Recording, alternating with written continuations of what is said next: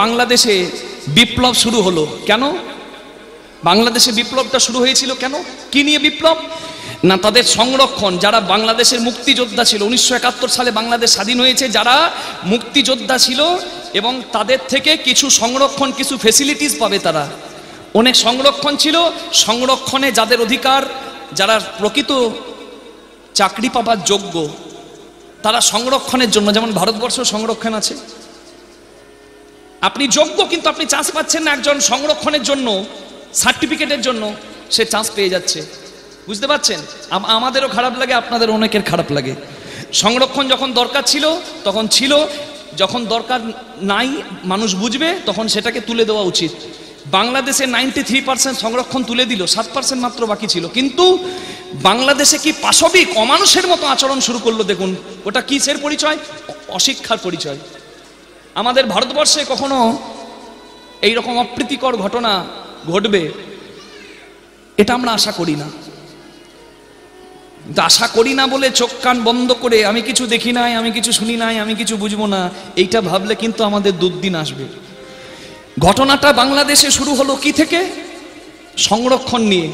কিন্তু আজকে যখন আমরা ফেসবুক মোবাইল খুলছি তখন দেখছি মন্দির ভাঙা হচ্ছে। আমাদের বাংলাদেশে দুজন কীর্তনিয়া যারা কীর্তন করেন জানেন, তাদের বাড়িতে মেরে পুড়িয়ে দিয়েছে সবকিছু, খোলকত্তাল ভেঙে দিয়ে এই যে মন্দির ভেঙে দিয়েছে। বলুন কোন ধর্ম শেখায় আরেকটা ধর্মকে ছোট করতে? কোন ধর্ম শেখায়? আমাদের ঘরে শিক্ষা আছে? বলুন, আমরা তো বিধর্মী অনেক আছে। হিন্দু এই ভারতবর্ষে কি নাই?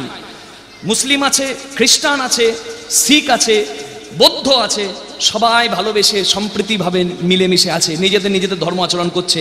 আমাদের কোনো মন্দিরে, আমাদের কোনো বাড়িতে কখনো শিক্ষা দেওয়া হয় যে অন্য ধর্মের মানুষকে মারো, অন্য ধর্মের মানুষের মন্দির ভাঙো, তাদের আরাধ্য পীঠস্থান ভাঙো? শিক্ষা দেওয়া হয়? তাহলে এই শিক্ষা কেন? এই শিক্ষা কেন? উত্তর দিতে হবে তাদের।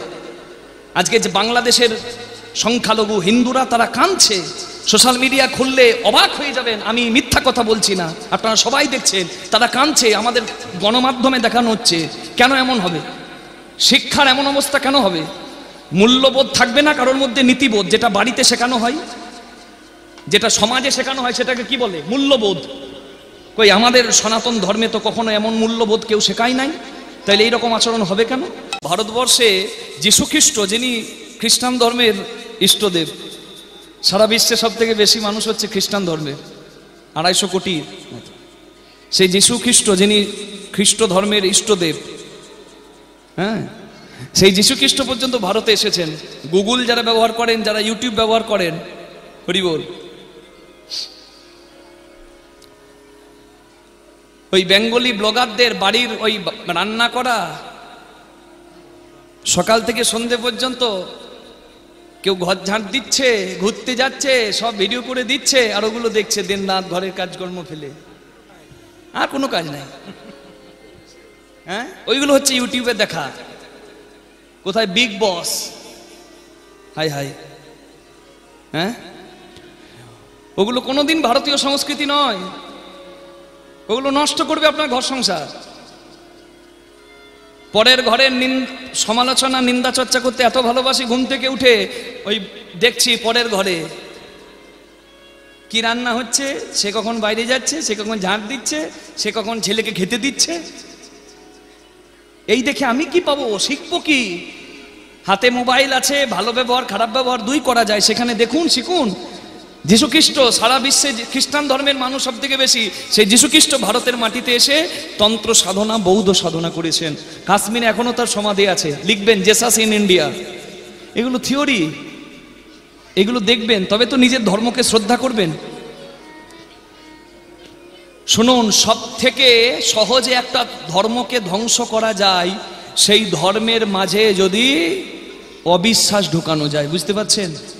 হিন্দু ছেলেকে যদি বোঝানো যায় যে তোমাদের হিন্দু ধর্মে সব ভুলভাল লেখা, তাহলে সব থেকে সর্বনাশ হবে সনাতন হিন্দু ধর্মের, সনাতন সংস্কৃতির। সব থেকে সহজ উপায়, আমাদের গ্রন্থগুলোতে যদি কেউ কিছু লিখে দিতে পারে। অনেক শাসন গেছে, বিদেশি শাসন, বিদেশি মুসলিম শাসন, এবং ইংল্যান্ডের বিদেশি শাসন, খ্রিস্টান ধর্মের মানুষ এসে শাসন করে গেছে। কত পবিত্র গ্রন্থগুলো আমাদের সেই গ্রন্থে অনেক কিছু এমনও লেখা হয়ে গেছে যেগুলোতে আমরা দ্বন্দ্বে পড়ে যাই, কিন্তু তা বলে নিজেদের ধর্ম নিজেদের সংস্কৃতিকে কোনোদিন অশ্রদ্ধা করবেন না। আমাদের ধর্মেই যদি সংশয় বা যদি অবিশ্বাস ঢুকিয়ে দেয় আমাদের সনাতন হিন্দু ধর্মের মানুষদের ওপর, তাহলে জানবেন ধর্মের সব থেকে সর্বনাশ করা যাবে। আপনি যুদ্ধ করে কি করবেন? এই তো দেখলেন যুদ্ধ করে যত না ক্ষতি হয়, একটা করোনা ভাইরাসের মতো একটা কেমিক্যাল ওয়ার, একটা ভাইরাস তৈরি করে দিয়ে তার থেকে বেশি সর্বনাশ করে দিতে পারে। তেমনি আমাদের ধর্ম টিকিয়ে আছে সনাতন আস্থা, সনাতন সংস্কৃতি, সনাতন সাহিত্যের ওপর। এইগুলোতে যদি আঘাত কেউ দিতে পারে, জানবেন আমাদের ধর্মটা শেষ হয়ে যাবে। এ কথা বলার এই আসরটা নয়, কিন্তু তবু আমি বলছি আপনারা যাতে একটু জাগরিত হন। আজকে লক্ষ্য করে দেখুন, বাংলাদেশে বিপ্লব শুরু হলো কেন? বাংলাদেশে বিপ্লবটা শুরু হয়েছিল কেন? কি নিয়ে বিপ্লব? না, তাদের সংরক্ষণ। যারা বাংলাদেশের মুক্তিযোদ্ধা ছিল, 1971 সালে বাংলাদেশ স্বাধীন হয়েছে, যারা মুক্তিযোদ্ধা ছিল এবং তাদের থেকে কিছু সংরক্ষণ, কিছু ফেসিলিটিস পাবে তারা। অনেক সংরক্ষণ ছিল, সংরক্ষণে যাদের অধিকার, যারা প্রকৃত চাকরি পাবার যোগ্য, তারা সংরক্ষণের জন্য, যেমন ভারতবর্ষ সংরক্ষণ আছে, আপনি যোগ্য কিন্তু আপনি চান্স পাচ্ছেন না। একজন সংরক্ষণের জন্য, সার্টিফিকেটের জন্য সে চান্স পেয়ে যাচ্ছে। বুঝতে পারছেন? আমাদেরও খারাপ লাগে, আপনাদের অনেকের খারাপ লাগে। সংরক্ষণ যখন দরকার ছিল তখন ছিল, যখন দরকার নাই মানুষ বুঝবে তখন সেটাকে তুলে দেওয়া উচিত। বাংলাদেশে 93% সংরক্ষণ তুলে দিল, 7% মাত্র বাকি ছিল। কিন্তু বাংলাদেশে কি পাশবিক অমানুষের মতো আচরণ শুরু করলো। দেখুন ওটা কিসের পরিচয়? অশিক্ষার পরিচয়। আমাদের ভারতবর্ষে কখনো এইরকম অপ্রীতিকর ঘটনা ঘটবে এটা আমরা আশা করি না। আশা করি না বলে চোখ কান বন্ধ করে আমি কিছু দেখি নাই, আমি কিছু শুনি নাই, আমি কিছু বুঝবো না, এইটা ভাবলে কিন্তু আমাদের দুর্দিন আসবে। ঘটনাটা বাংলাদেশে শুরু হলো কি থেকে? সংরক্ষণ নিয়ে। কিন্তু আজকে যখন আমরা ফেসবুক মোবাইল খুলছি তখন দেখছি মন্দির ভাঙা হচ্ছে। আমাদের বাংলাদেশে দুজন কীর্তনিয়া যারা কীর্তন করেন, জানেন তাদের বাড়িতে মেরে পুড়িয়ে দিয়েছে সবকিছু, খোলকত্তাল ভেঙে দিয়ে এই যে মন্দির ভেঙে দিয়েছে। বলুন কোন ধর্ম শেখায় আরেকটা ধর্মকে ছোট করতে? কোন ধর্ম শেখায়? আমাদের ঘরে শিক্ষা আছে? বলুন, আমরা তো বিধর্মী অনেক আছে। হিন্দু এই ভারতবর্ষে কি নাই? মুসলিম আছে, খ্রিস্টান আছে, শিখ আছে, বৌদ্ধ আছে, সবাই ভালোবেসে সম্প্রীতিভাবে মিলেমিশে আছে, নিজেদের ধর্ম আচরণ করছে। আমাদের কোনো মন্দিরে, আমাদের কোনো বাড়িতে কখনো শিক্ষা দেওয়া হয় যে অন্য ধর্মের মানুষকে মারো, অন্য ধর্মের মানুষের মন্দির ভাঙো, তাদের আরাধ্য পীঠস্থান ভাঙো? শিক্ষা দেওয়া হয়? তাহলে এই শিক্ষা কেন? এই শিক্ষা কেন? উত্তর দিতে হবে তাদের। আজকে যে বাংলাদেশের সংখ্যালঘু হিন্দুরা তারা কাঁদছে, সোশ্যাল মিডিয়া খুললে অবাক হয়ে যাবেন, আমি মিথ্যা কথা বলছি না, আপনারা সবাই দেখছেন, তারা কাঁদছে, আমাদের গণমাধ্যমে দেখানো হচ্ছে। কেন এমন হবে? শিক্ষার এমন অবস্থা কেন হবে? মূল্যবোধ থাকবে না কারোর মধ্যে? নীতিবোধ, যেটা বাড়িতে শেখানো হয়, যেটা সমাজে শেখানো হয়, সেটাকে কি বলে? মূল্যবোধ। কই আমাদের সনাতন ধর্মে তো কখনো এমন মূল্যবোধ কেউ শেখায় নাই। তাইলে এইরকম আচরণ হবে কেন? বাংলাদেশে আমার কীর্তন গান আছে, আমি তো কীর্তন ক্যান্সেল করতে বাধ্য হচ্ছি।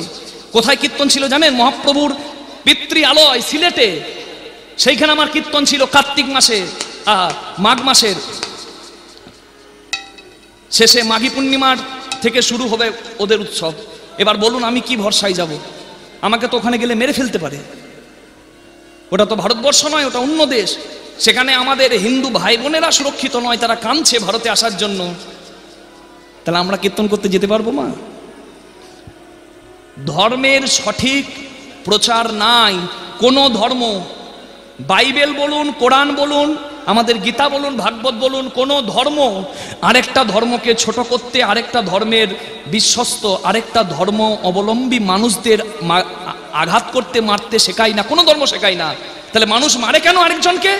যাকে ভাই বলে পাড়ার লোক গলায় জড়িয়ে ধরেছে তাকে মারছে কেন?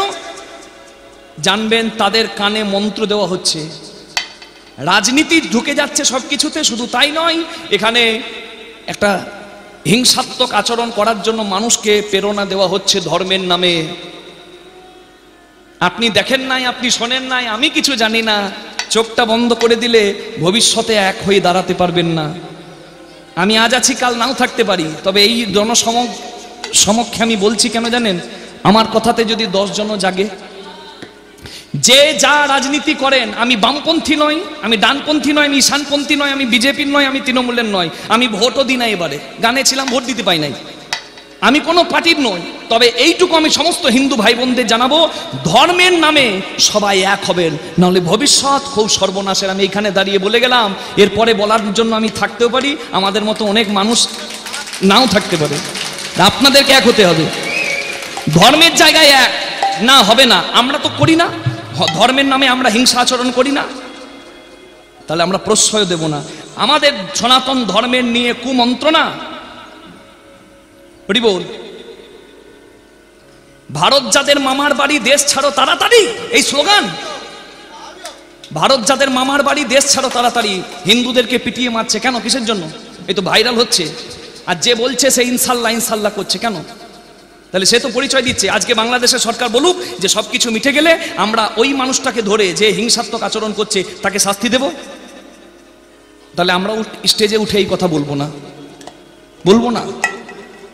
কেন হিংসাত্মক আচরণ হবে? আর ধর্মের নামে অনেকে বলবে যে আমরা, আমাদের সর্বধর্মের স্থান আছে, অবশ্যই।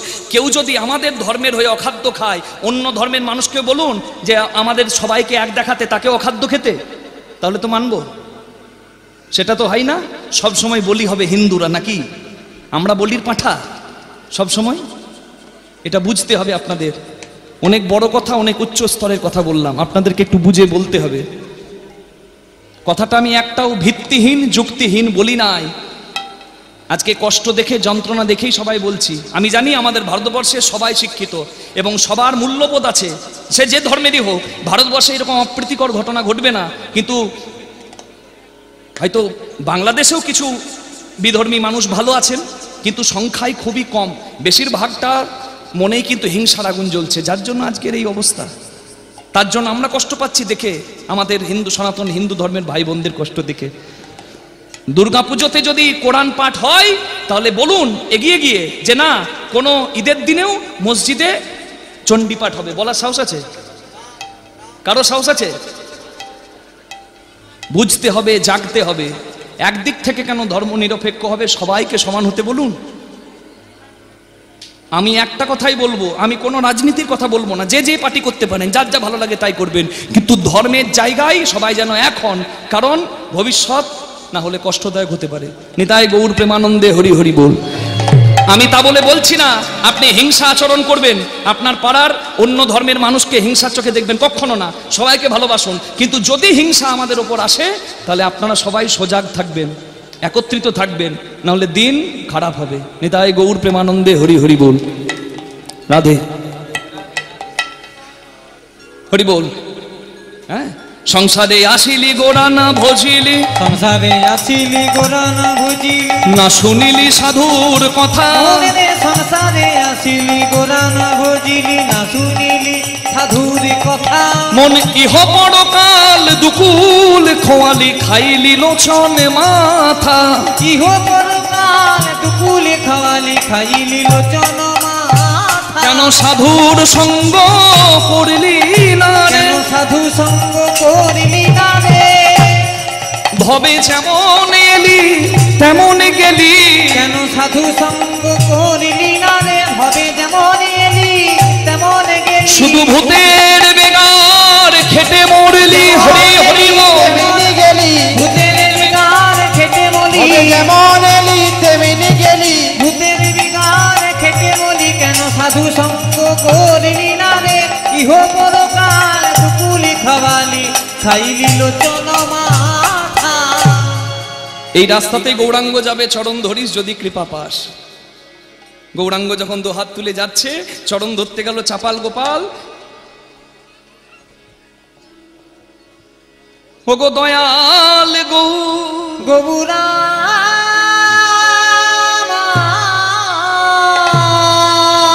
আমার পতিত পাবন গৌড় হরি ছুটে ছুটে এলো, ছুটে ছুটে এলো। বলে আমায় এমন করে ডাকলি তুই কে রে। বলে আমি প্রভু চাপাল গোপাল। আমি চাপাল গোপাল। চাপাল গোপাল, দূর হয়ে যা, দূর হয়ে যা। ফিরিয়ে দিল। পতিত পাবন খিলা কোলে নিল না। পতিত পাবন যখন কোলে নিল না, তখন চাপাল গোপাল ভাবছে তাহলে পতিত পাবনই গঙ্গার জলে আমি ডুবে মরি, আমি তো কারোর যজ্ঞে লাগলাম না। গৌর গৌর বলি চাপাল,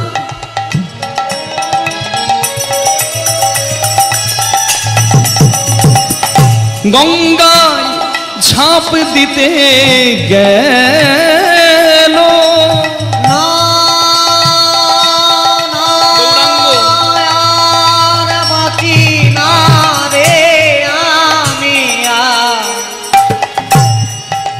গৌর গৌর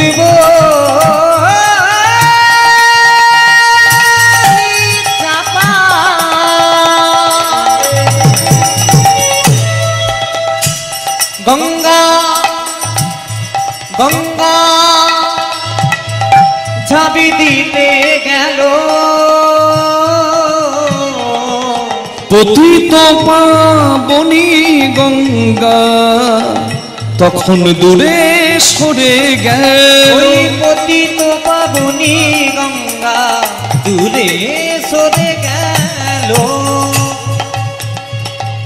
বলে যারে চাপাল চারে ফিরে, যারে চাপাল যারে ফিরে, বৈষ্ণব অপরাধীরে নেব না নীরে। যারে চাপাল যারে ফিরে, বৈষ্ণব অপরাধীরে নেব না ফিরে। যারে চাপাল যারে ফিরে, ওই পতিত পাবনী গঙ্গা দূরে সরে গেল। পতিত পাবন গৌরাঙ্গ আশ্রয় দিল না চরণে। পতিত পাবনী গঙ্গা সেও জলে জায়গা দিল না, কারণ বৈষ্ণব অপরাধীকে বাবা পাপের ফল তো পেতে হবে। হরিবল।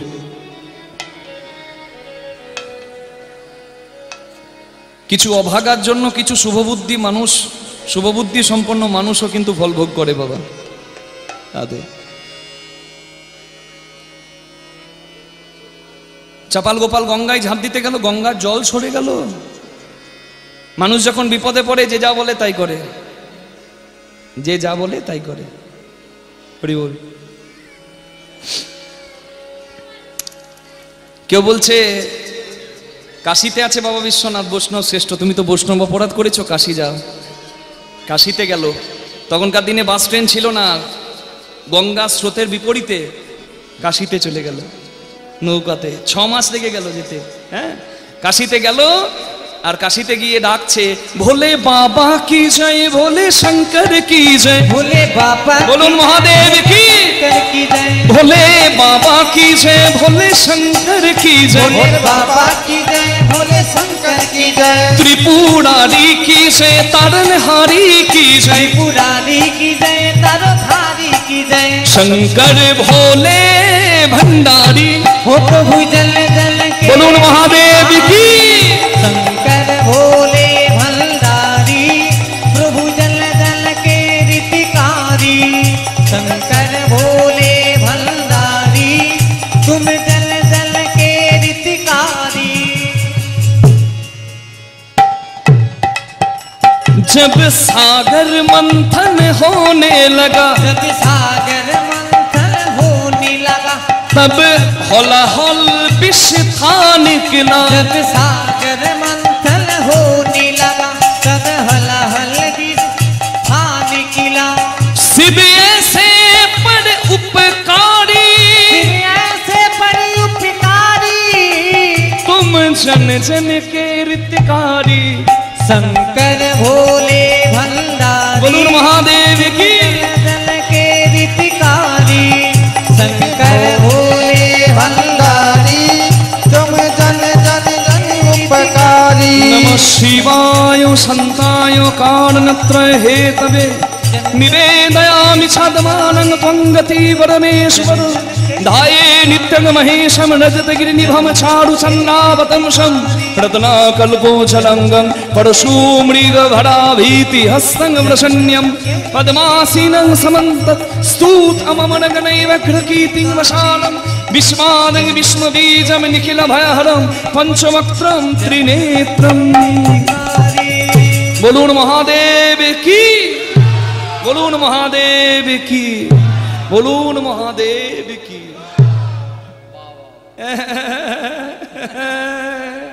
বাঙালি মনে হচ্ছে ওই যে কি কুষ্টি, কুষ্ঠ, হ্যাঁ কুষ্ঠ হয়েছে, ভালো করে দেবো।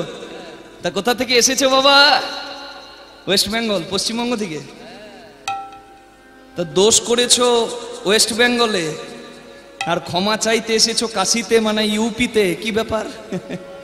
যেখানে দোষ, যার কাছে দোষ করেছো, যেখানে মানুষের কাছে অপরাধ করেছো, সেইখানে ক্ষমা চাও, উদ্ধার পাবে। নিতাই গৌর হরি হরি বল। ফিরে এলো কাশি থেকে, পুনরায় যখন এলো তখন দেখছে গৌরাঙ্গ নাই, সন্ন্যাসী হয়ে চলে গেছে। গৌরাঙ্গ আছে কোথায়? ও দাদা, ও দাদা, তুমি কি গৌর দেখেছো? তুমি কি দেখেছো? নিমাই কোথায়? শুনেছি নিমাই নাই, বলো না নিমাই কোথায়? একজন অন্ধ একজন খোঁড়াকে কাঁধে নিয়েছে। তা অন্ধ তো দেখতে পাবে না, খোঁড়াটা দেখতে পেয়েছি চাপালকে, আর বলছে চাপাল তুই বেটা মরিসনি। চাপাল ভাবছে আমাকে চিনতে পারলো কে? চাপাল তাকিয়ে দেখছে সর্বনাশ, এরা তো সেই ন্যায় রত্ন আর তর্করত্ন, যাদের জন্য চাপাল গোপাল বৈষ্ণবের দরজায় মদ মাংস দিতে গেছে। চাপাল বলছে আমার না হয় কুষ্ঠ হয়েছে, আমি অপরাধ করেছি, তোমাদের এই অবস্থা, কানা আর খোড়া কেন তোমরা? বলছে ন্যায়রত্ন বলছে আমি বলেছিলাম না নিমাইয়ের কুকীর্তি, দু চোখে দেখেছি, আমার চোখ চলে গেছে। একজন বলেছিল যে আমি নিমাইকে নবদ্বীপ ছাড়া করবো, খুব লাফাচ্ছিল, তার ঠ্যাং চলে গেছে। হরি বল, রাধে রাধে, হরি বল। তোমরাই করেছো আমাকে এই পথের পথিক, আমার সমস্ত অপরাধের ভাগী তোমরা। তোমরা কোথায় যাবে? বলে আমরা যাচ্ছি কৃপা পেতে। সন্ন্যাসী হওয়ার পরে মহাপ্রভু দুটি জায়গায় ভক্তদের সঙ্গে মিলন করেছেন। একটা হচ্ছে শান্তিপুরে অদ্বৈত আচার্যের ঘরে মায়ের সঙ্গে মিলন, আর একটা হচ্ছে কল্যাণীর পাশে কুলিয়া পাঠ, অপরাধ ভঞ্জনের মেলা হবে, সেইখানে মহাপ্রভু আসবে, আমরা যাচ্ছি। বলে আমি যাব, আমাকেও নিয়ে চলো, আমি গৌরাঙ্গের চরণ ধরবো, শ্রীবাসের চরণ ধরবো। যাচ্ছে তো হাত তুলে, বলে নিতাই বলে ডাকো রে মন, নিতাই বলে ডাকো রে মন, ডাকো গৌর বলে, হরি হরি ডাকো রে মন, ডাকো গৌর বলে, নিতাই বলে ডাকো রে মন, ডাকো গৌর বলে, নিতাই বলে ডাকো রে মন, ডাকো গৌর বলে। তোমরা নামে পাবে কত শান্তি, একবার হরি বলে, তোমরা নামে পাবে কত শান্তি, একবার হরি বলে। নিতাই বলে ডাকো রে মন, ডাকো গৌর বলে, নিতাই বলে ডাকো রে মন, ডাকো গৌর বলে। গৌরাঙ্গ মহাপ্রভুর চরণ ধরতে যাচ্ছে, গৌরাঙ্গ সরে যাচ্ছে। হরি বল। তা দেখে শ্রীবাস ঠাকুর এবার আর দাঁড়িয়ে থাকলো না। শ্রীবাস ঠাকুর বলছে প্রভু ওকে ক্ষমা করে দাও, ভুল করেছে। কে? আমাদের ধর্ম সবসময় প্রেমের শিক্ষা দেয়, বসুদৈব কুটুম্বকম, আপন করতে শেখায় গো, পর করতে নয়। হরি বল। ও দোষ করেছে, শাস্তি পেয়েছে, তুমি ক্ষমা করে দাও। তুমি কত পতিতকে ক্ষমা করেছো, তোমার কৃপা পেয়ে হরিদাস ঠাকুর নামাচার্য হয়েছে, তুমি কৃপা করো। আহা রাধে। শ্রীবাস ঠাকুরের কথা শুনে গৌরাঙ্গ বলে আমি তো কবে ক্ষমা করে দিয়েছি, কিন্তু আমি দেখছিলাম ও এত অহংকারী, তোমার কাছে অপরাধ করে তোমার চরণ ধরে নাই, তার জন্য আমি কৃপা করি নাই। আমি কারো ঋণ রাখি না, যে যা করে তাকে তা ফিরিয়ে দিই, দোষ করলে তার শাস্তিও দিই। আর সে এতদিন আমার নাম করেছে, আমার কৃপা পাবার জন্য কষ্ট করে কেঁদেছে, ওকে কি আমি কৃপা না করি? হরি বল। সামনে জন্মাষ্টমী, জন্মাষ্টমীর পরের দিনটা কি হয় মা একটু বলুন? নন্দোৎসব। যশোদার কোলে কৃষ্ণ খেলছে, সব ব্রজবাসী মায়েরা এসেছে জানেন। যশোদার কোলে কৃষ্ণ খেলছে আর সব মায়ের চোখে জল পড়ছে, আহা যশোদা কি ভাগ্য করে কৃষ্ণ পেয়েছে, আমি যদি কৃষ্ণের মা হতাম, কৃষ্ণ আমাকে মা বলতো, আমি স্তনাদুগ্ধ পান করাতাম, আমি কেন কৃষ্ণের মা হলাম না। কাঁদছে। এলো আনন্দ করে, কৃষ্ণকে কেউ কোলে নিল একবার করে, কিন্তু যাবার সময় সবার চোখের জলে কাপড়গুলো ভিজে গেল, আঁচড়গুলো ভিজে গেছে, সব চোখের জল মুছতে মুছতে বাড়ি যাচ্ছে। তাদের একটাই চোখের জলে প্রার্থনা, কি জানেন? কৃষ্ণ যদি আমার ছেলে হতো। যশোদা কি ভাগ্য করে কৃষ্ণ পেল, আমি কেন পেলাম না। এই চোখের জল কি মিথ্যা হয় মা? ব্রহ্ম বিমোহন লীলা, ভাগবতের সিদ্ধান্ত। ব্রহ্মা কৃষ্ণকে দেখার জন্য এলো বৃন্দাবনে। কৃষ্ণ দেখে রাখাল বালকের সঙ্গে খেলা খেলে, এঁঠো খায়। হ্যাঁ, একটা বয়স্ক মহিলা যশোদা কান মুলে দেয়, তা ভগবান যাবে, সে কান মোলা কেন খাবে, এঁঠো কেন খাবে? এবার ভগবান নাকি? ধুর, তুমি কেমন ভগবান পরীক্ষা করবো? ভগবানের যত ধেনুবৎস আর যত খেলার বন্ধু, 24টা বন্ধু, আর ভগবানের যত ধেনুবৎস মানে বাছুরগুলো, ব্রহ্মা সৃষ্টিকর্তা ব্রহ্মা অহংকারে চুরি করে নিল, পর্বতে লুকিয়ে রাখলো। ভগবান কি করলো জানেন?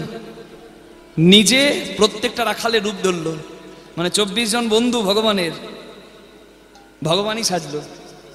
এমনকি যত ধেনুবৎস মানে বাছুরগুলো, সে বাছুরগুলো সাজলো আমার কৃষ্ণ ভগবান। আর প্রত্যেকটা মায়ের কাছে ঘরে ফিরে গেল। একদিন দুদিন নয়, 1 বছর ধরে প্রতিদিন, 1 বছর প্রতিদিন মাতৃ স্নেহ গ্রহণ করলো কৃষ্ণ ভগবান বন্ধুদের সাজে। কেন বলুন? ওই যে চোখের জল ফেলে বলেছিল, কৃষ্ণ যদি আমার ছেলে হতো। একদিন কৃষ্ণকে ছেলে রূপে চেয়েছিল, 1 বছর ব্রহ্মা যতদিন চুরি করে রেখেছিল, 1 বছর কৃষ্ণ ভগবান বন্ধুদেরকে ধেনুবৎসকে মোহগুমে ঘুম পাড়িয়ে নিজে রাখাল বৎস, ধেনুবৎস এবং রাখাল বালকের রূপ ধরে মায়েদের ইচ্ছা পূরণ করলো। আমাদের ডাকার মতো ডাক নয় মা, তাই তো পাই না। ব্রজবাসী ধেনুবৎস সেই রূপে কৃষ্ণ যাচ্ছে, মানে বাছুর রয়েছে, লালি পিয়ালি মঙ্গলি বাছুর, ছোট ছোট বাছুর, তারা অন্য কেউ নয়, কৃষ্ণই রূপ ধরেছে বাছুরের। আর এসেছে ওই ধবলি শ্যামলি গাভীগুলো মায়ের কাছে। গরুর এত উচ্চ স্থান কেন জানেন? আমাদের মা ভগবতী, আমাদের মা, আমরা পূজা করি এমনি এমনি। বাছুরগুলো গরুর দুধ খায়, বাছুর জিভ দিয়ে চাটে। কৃষ্ণ যখন, ছোট্ট গোপাল যখন মুখ লাগিয়ে বাঁট থেকে দুধ খায়, কৃষ্ণকে কেউ চাটতে পারে না। কেন? ওই জিভে গরুর কাঁটা থাকে, দেখেছেন? ছোট্ট শিশুর অঙ্গ যদি ব্যথা লাগে, কৃষ্ণকে আদর করতে পারে না। পশু যাকে ভালোবাসে জিভ দিয়ে তাকে চাটে।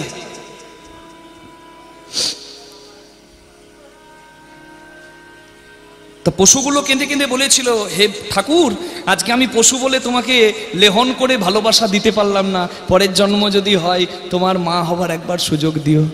এই ইচ্ছা, পশুদের ইচ্ছা পূরণ করার জন্য ভগবান বাছুর হয়ে ঘরে ফেরে।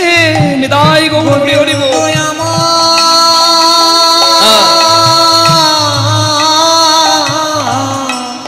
বাছুর হয়ে ঘরে ফেরে, কারোর ঋণ রাখে না গো। বাছুর হয়ে ঘরে ফেরে, কারোর ঋণ রাখে না। পশু হয়ে এসে মায়েদের ইচ্ছা পূরণ করছে। আমাদের ডাকার মতো ডাক নয়। চাপাল গোপালকে আমি কবে কৃপা করে দিতাম, তোমার পা ধরেনি, আজকে ধরেছে। যাও চাপাল, স্নান করে এসো, জল আছে অপরাধ ভঞ্জন মন্দিরের পাশে, এখনো দর্শন করে আসবেন। চাপাল গোপাল স্নান করে এলো, তার অর্ধেক রোগ ভালো হয়ে গেল। মহাপ্রভুর কাছে যখন দাঁড়িয়েছে, পতিত পাবন, সে তো সবাইকে কৃপা করে। দৃঢ় আলিঙ্গন প্রভু চাপালে করিল দান, উলুধ্বনি হরিধ্বনি করে সবে জয়গান।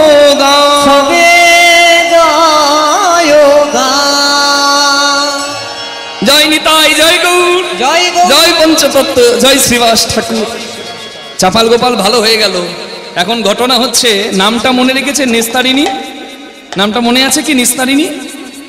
স্বামীর কুষ্ঠ হয়েছে বলে শ্মশানে পুড়িয়ে মারতে গিয়েছিল, সে বান্ধবীদের সঙ্গে মেলা দেখতে এসেছে।